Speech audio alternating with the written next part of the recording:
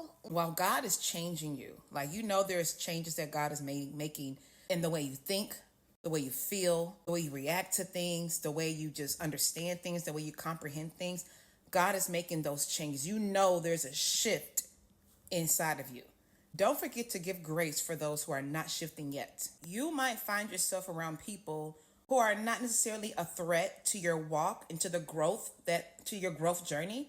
They're not necessarily a threat to it, but they're not growing just yet. They're not in that spurt. They're not in that area where they're like, oh, God is changing the way I think. My anger is so much less than it was before, or my temperament. Like, God is just not shifting them just yet. But they're not a threat to your journey. They might be somebody who needs to be a part of your journey so they can be inspired too, to start shifting themselves.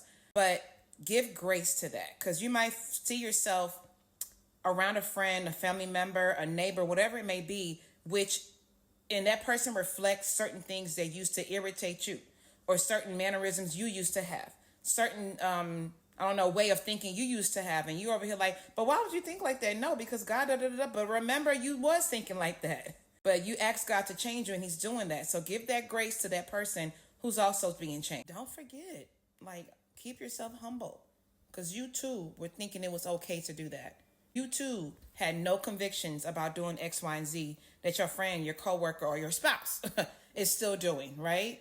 I think you have to also use discernment on whether or not this is somebody who can still be a part of your journey right now, or is it somebody who you might need to distance yourself from to come back to. It just depends. Pray about that.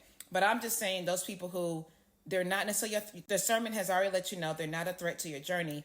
They can be in this season with you. They're not just moving at the same pace that you're moving, but remember to give them grace, because they will eventually get there. Don't forget, you was right where they were at. So have patience, give them grace, and love them the way God has loved you, so much so that you have changed. But yes, I am learning as I continue to evolve, and certain things don't really affect me the way it used to, or certain things are no longer a stronghold in my life like the way it used to be. God didn't take me out of that, or is taking me out of that for me not to have grace for others who are also, or will eventually be taken out of that too. You come to a place in your life where you like, God, I think you want more from me, and I got to stop.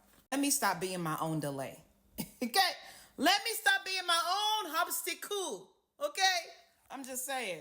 And truth is, in order to really bring about the change a lot of us seek, you have to admit that you need it. And then you have to go to God to help you change. Okay? Holy Spirit is like, finally, you get it. Okay, let me come in and do a work in you. I'm just saying. It's a major difference between acknowledging, oh yeah, the Holy Spirit's in me, versus the Holy Spirit's in me and he's doing a work in me.